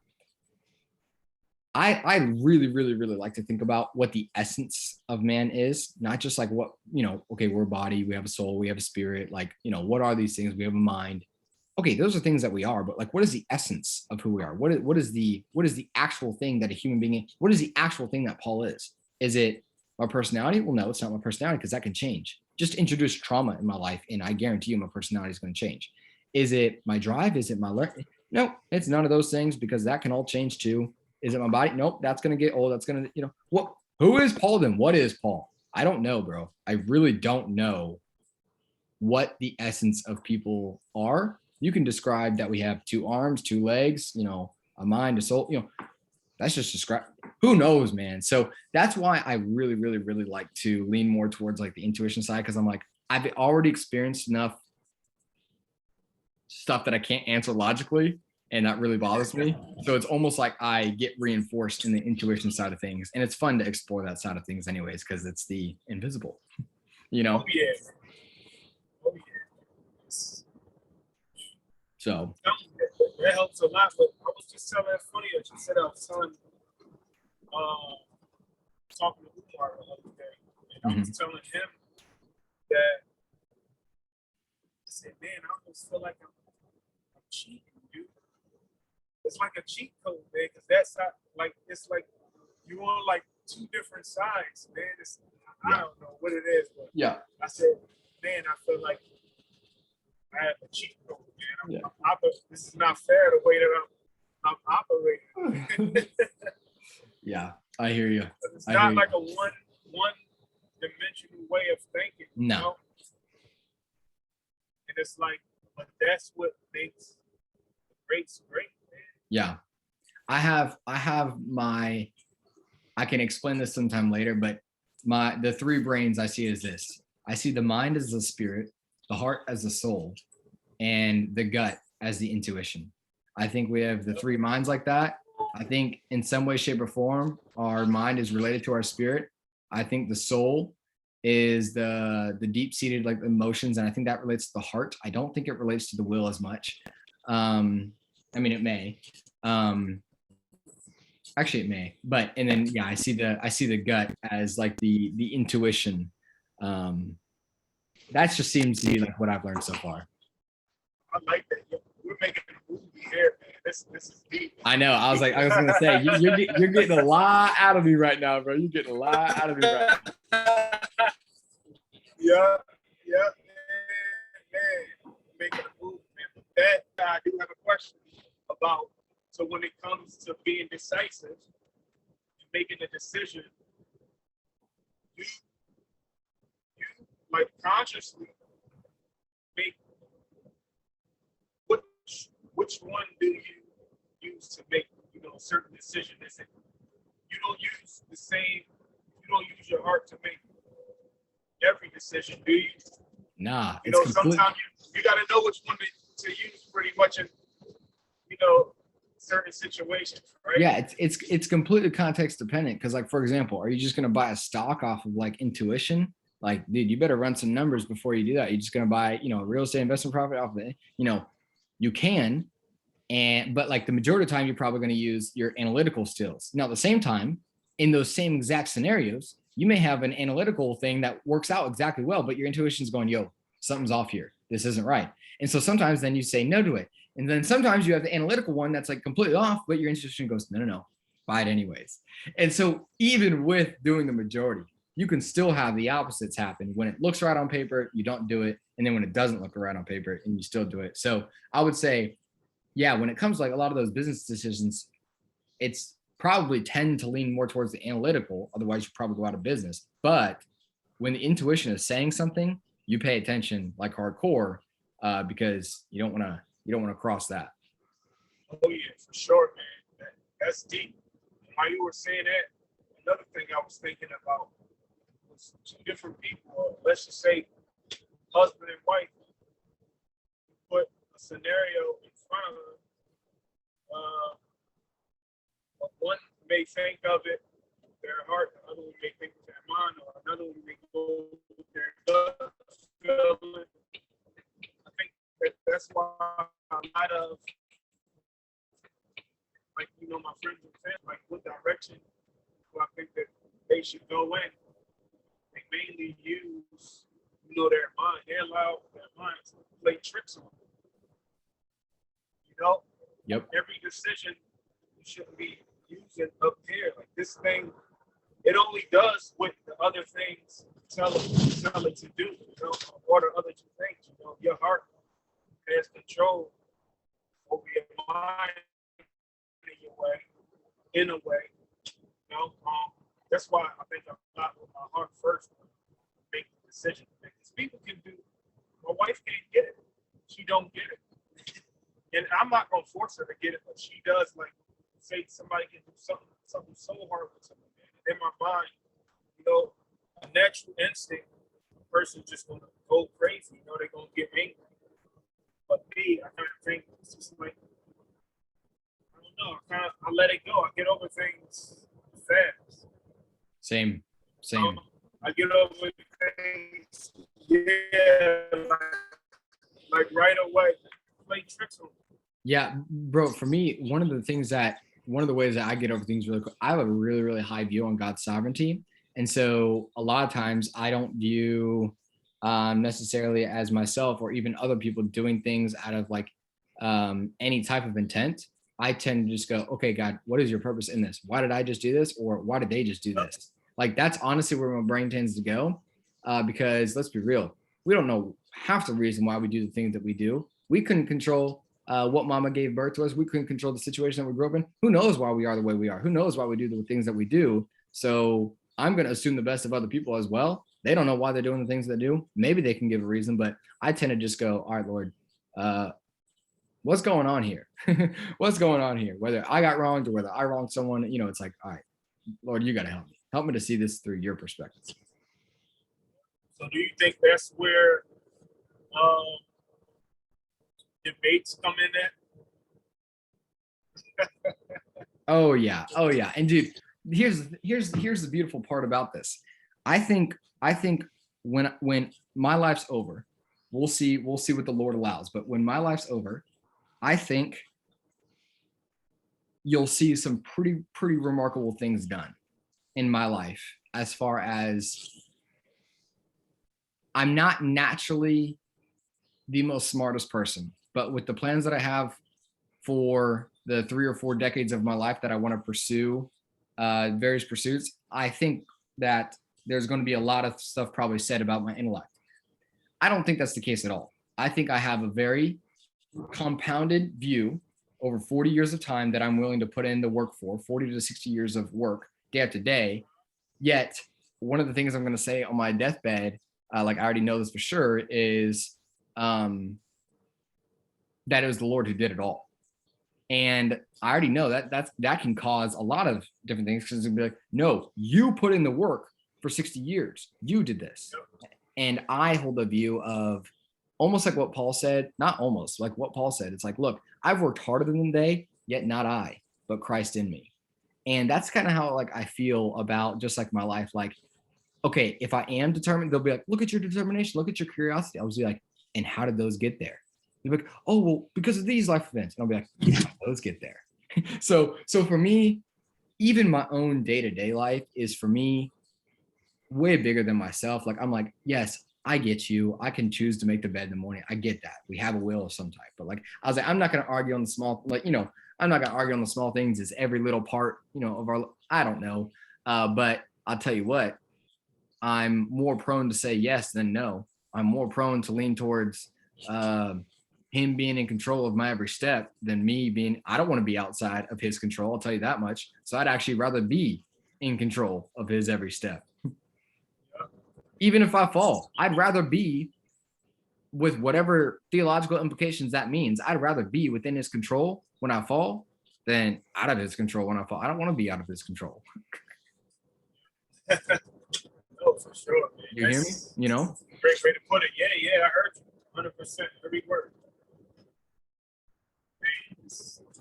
Deep. So we can, I promise you, bro, these are the things that I tend to think about a lot, and I can go very, very in depth on a lot of those things. But yeah, those are some of just my surface level thoughts on it. So, that being said, can we look at it like when dealing with, you got a minute, like another couple minutes? You're good, man. Yeah, you're good, man. Yeah, you're good, man. Okay, yeah. So when, okay. So basically we covered ground on way the mind works. So when you're dealing with another individual, get them to do something you want them to do, would this go against being honest? Because you almost gotta like convince them, get them to see your way of thinking. Is that being dishonest? Yeah, no, I know where you're going with this. This is the truthfully scary part about being a little more intelligent or understanding a little bit more about how the mind works. You can understand how people were like, oh, like things are manipulative. The thing that you got to check yourself on to make sure that you're not being that derogatory term is, do you have the best interest of them? Because you know what? If you can answer yes, then I want you to do everything that you can to change the person. If you have their best interest in mind, and as long as it's, for their good and they're, willing to do the things, you should, as best you can, do everything that you can to influence them, not manipulate, influence them in the right direction. You may use certain tactics that work better than others, but that doesn't mean that you're manipulative, at all. You, as long as you have the best, this is what parents do. Again, these are things that we put on adults. We say adults are doing this to each other, but like parents do it all the time. They are trying to influence in the direction of the good. Sometimes they manipulate, but having incentives, think about this, for example. Okay, think about this. Hey, you get an ice cream if you go clean your room. Okay, great. Some people view that as manipulative. Some people will say that's incentive. I say that's incentive. You're training them that there can be a reward if they do the work. You know what the American government does with us as well with taxes? Hey, if you guys invest, like for example, investing in real estate, we'll give you tax breaks. Yet the people who don't do it, they call them tax loopholes and they get mad, So with every side of this coin, you're going to have people who say it's both, So the way that I check myself is, do I have their best intentions in mind? And frankly, if someone knows something that can help me in a better direction too, as long as they have my best intentions in mind, and do it in a reasonable way, I want them to do everything they can to help me to grow and do whatever thing I need to do. You know what I'm saying? So I like that, man. Yeah, man, because I agree. I agree. I'm the same way. Intent is everything, because even if, like you said, that word is derogatory. Hard word. Yeah, it's derogatory. It's a strong word. But even if you use a slight bit of it or just say that you use it, I just believe like the intent that you have behind dealing with whoever it is, that lives on. Because when that person completely separates from you, or whatever the case may be, or when that person is out of your presence, with me, I think about, even like with my children, I think about like, man, Mm. the advice that I gave them, they're going to have to use this to make a decision, or they're going to have to reflect back on this at some point whenever they get into a situation. So let me make sure that I'm equipping, them with the best. Yeah, no, I completely agree with you. And frankly, if we think about athletic coaches, this is where you can see the most that players really see intent come through, because different coaches have different styles. Some are calmer, some are just absolute horrible and mean, but you can see it, and it tends to be easier for guys to see it than for girls to see it, just from an emotional level. But sometimes, even with the harshest coaches, we go, no, they had their best in mind for me. And so that's when you can see, look, man, we can argue all day about tactics, like whether something's right or wrong. But that's why I always say you got to check yourself with your heart, because if your heart's in a good place, then you're at peace with yourself. You'll never be at peace with the world because different people disagree. If you don't punish a child, you're going to get half the world wrong. If you punish a child, you're going to get, half the world mad at you as well. But as long as you can be at peace within yourself for whatever decision, you kind of make with that and how you're going about doing that thing, you apply that to every area. And then you're just okay with the people who don't like you, because you can never get the whole world to like you or to agree with you. So, it's kind of just one of those things that this is where it really comes down to, like, do I care more about the thoughts that people have, or like being at peace within myself? Bro, here's an example, actually. And I'm blown away by the amount of people who choose one of these options. So let's take this example. You have one of two options. Would you rather be known as the guy who beat up the 10-year-old, like let's say you're in high school and you beat up a 10-year-old kid, and you're just known, everyone knows you for that, but it never happened, okay? Or would you rather have beat him up and just absolutely just horrible beat him up, but no one know about it? That's the question. Yeah. You know how many people choose the latter? They'd rather beat him up but have no one know about it than be known as someone who beat him up but not do it. Dude, it's actually a question, not maybe that exact example, but it's a question that I'm gonna start asking in interviews, because that to me shows one word: integrity. Would you rather be at peace with yourself and be a complete mess up to everyone else around you, or be a complete mess up internally but no one find out? That to me, I'm surprised by how many people answer that question. Because dude, people care so much about what other people think. They care about perceptions. And I'm like, dude, what the heck? You'd rather actually beat something, it's like, geez. It's interesting, or it's ironic that you asked. That you mentioned that, because my next question was talking about the positive. We're talking about all the good stuff, but what about that person with the twisted thinking? But you said it. Everybody's their intent.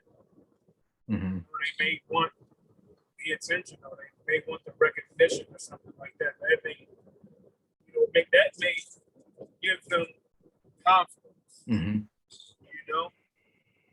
Recognition or doing something that other people approve of may give them confidence. Yeah, and that kind of made me think about confidence. It's like it's different. Sorry, what were you saying?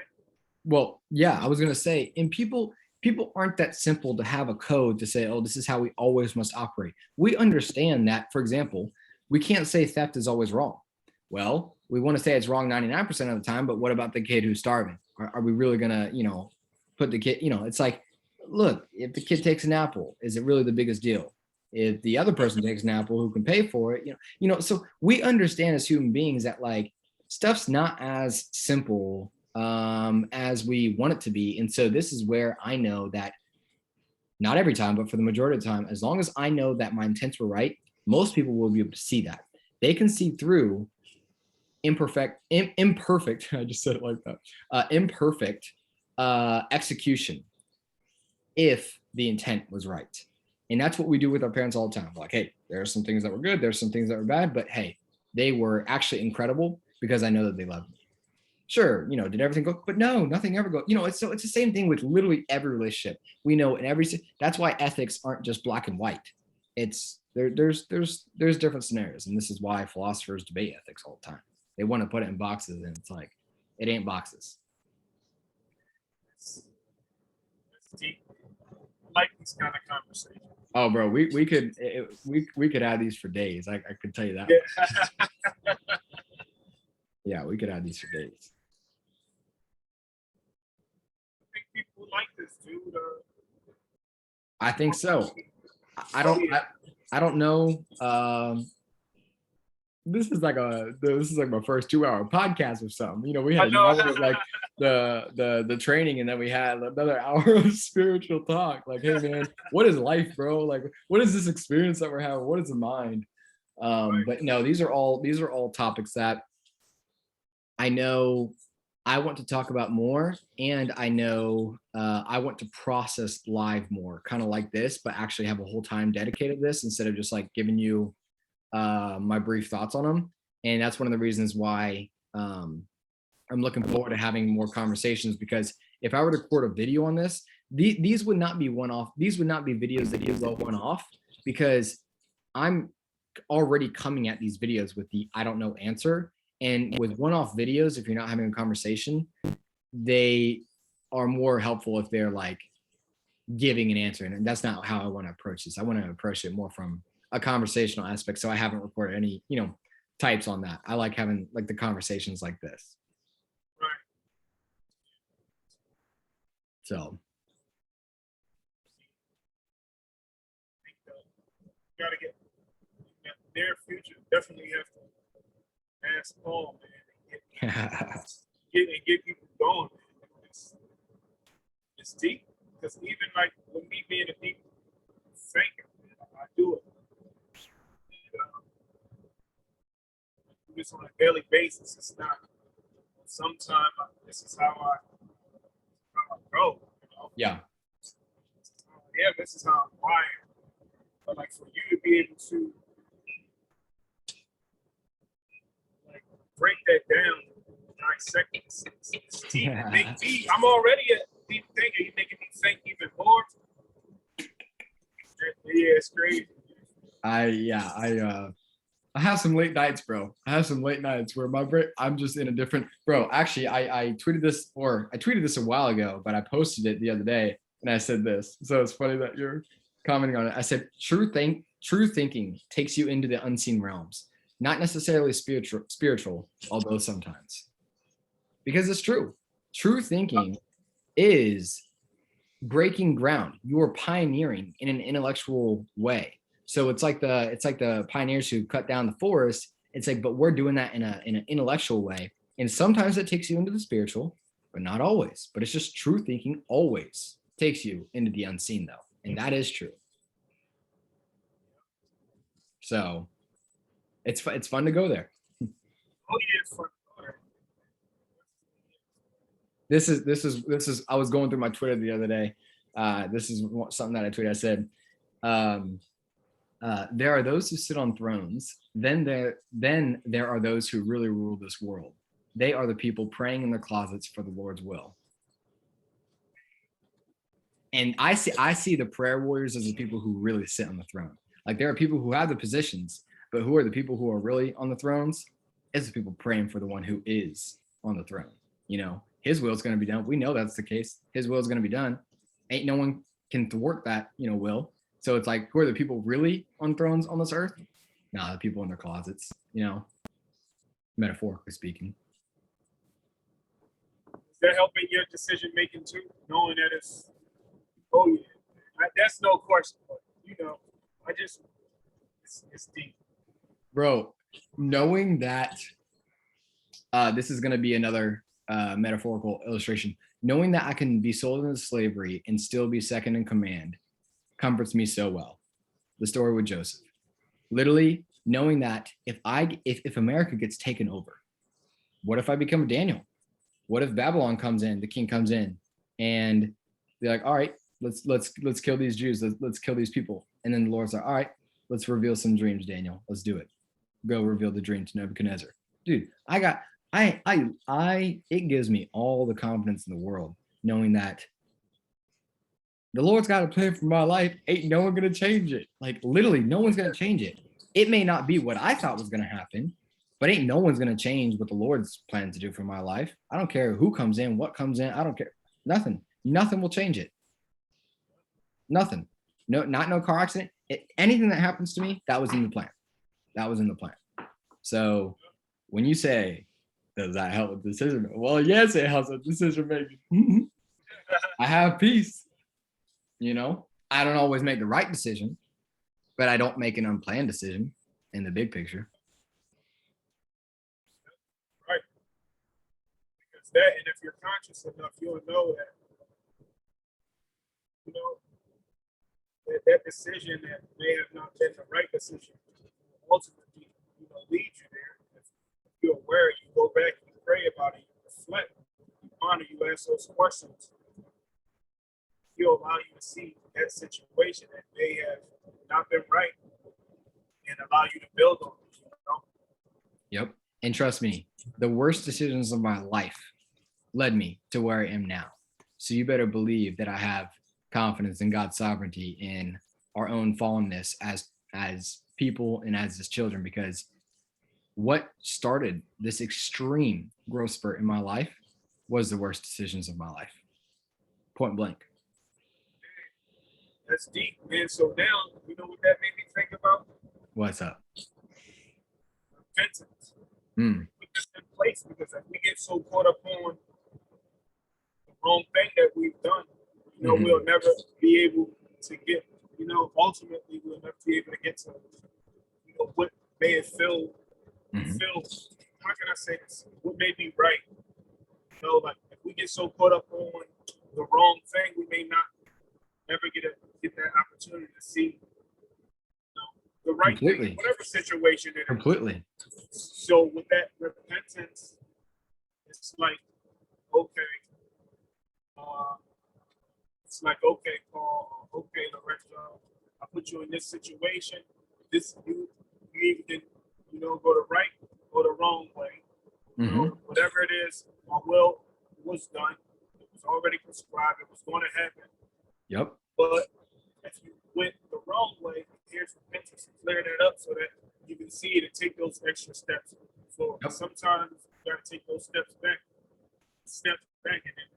in order to take 2 steps forward, you know. So yeah, and my point is that's what that repentance is there for, because it kind of like it voids that out and allows you to get back on a clean slate and see things clearly. You know? Yeah, and you know, I think one of the biggest misconceptions, I think the most worse off people are like the trust fund babies, just from a life standpoint, because, and this is going to tie back to it in a second, but because if you never have to struggle and you never have to work and you never have to think, you never have to problem solve, your life's going to be miserable. I would rather be in the worst possible scenario, because it teaches you life and it teaches you certain lessons. Like being a trust fund baby and having everything taken care of is actually probably one of the worst things that can happen in life from a fulfillment standpoint. You already there's nothing denied to you. There's no challenges. You want to get into certain university? Okay, you probably got connection. You know, you want to get into pay for it? Okay, great. Just pay for it. It's like when there's no hurt, there's no struggle, there's no crying, bro, those are actually like the beautiful parts of life, because they show you the true parts of life. Like, I don't think enough people who struggle in life, whether it be money, whether it be their own habits, whether it be addictions, I don't think they see enough of the beauty in it. Because I'm like, for me, my eyes were opened. Like, I thought they were decently open before, but like my eyes were opened galore when I went through the most painful thing of my life, you know? And I think that we envy too much the person who has everything, and we don't look at what did they have to go through to get them there. And I personally value the journey way. I mean, dude, I almost don't even value the destination in terms of a worldly standpoint. Like, dude, the business that I had in high school, my landscaping business, that showed me how quickly I was not driven by money. It was too easy to make it. And I was like, what do I really need? And then being in college now, I'm like, dude, there's not really, I don't really need anything. So I'm pretty down to earth. And so for me, it's the person. And this is what I try and preach on my channel too. Try and become the person who's a person of value. Try and become the person who's weathered a few storms, because that's where the real beauty is in life, not in the trophies and all the other stuff, you know. Oh, yeah.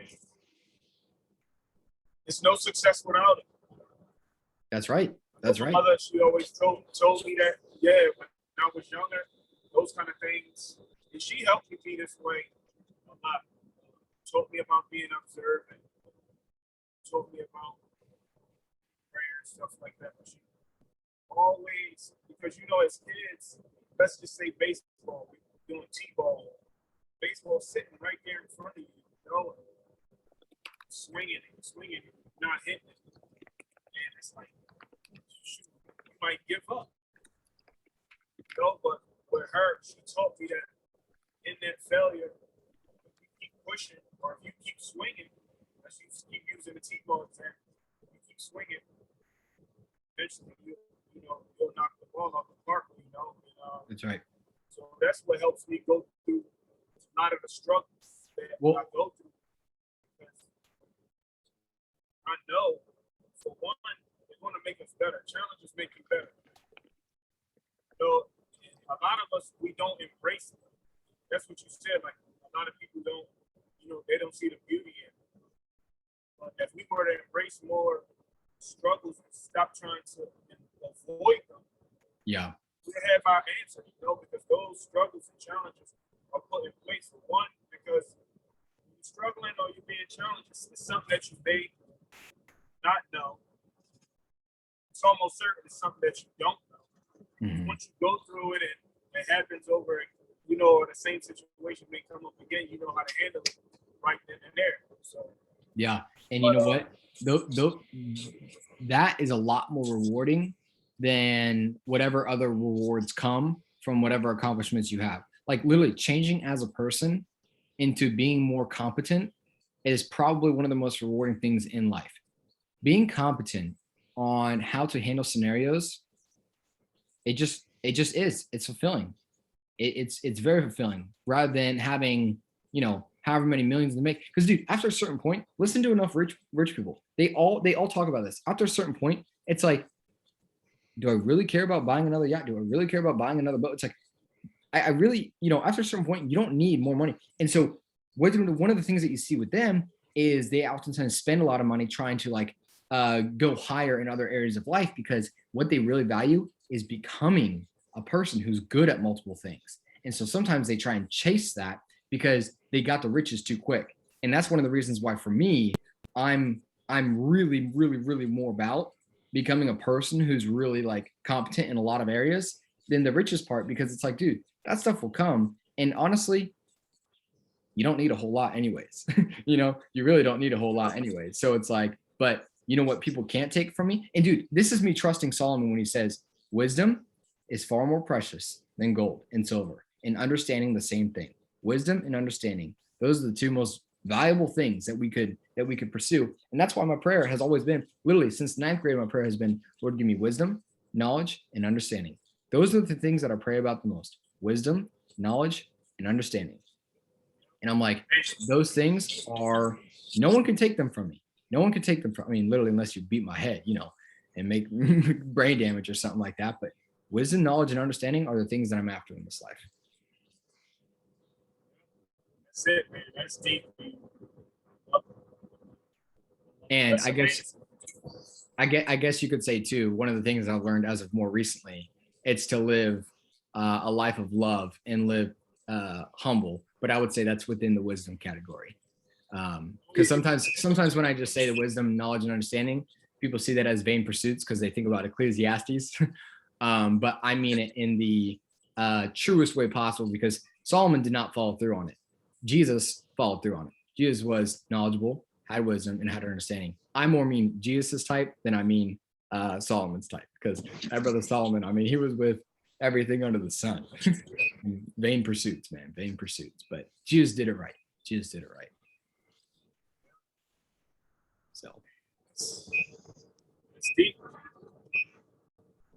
It's deep. We got deep, man. See, it always. I like it like this, man. We playing, then we just start going. We had a little more time. Hey, I would say we made up for last week. We've gone 2 hours this time. I'd say we made up for last week. So. Oh yeah, for sure, man. For sure, we definitely did.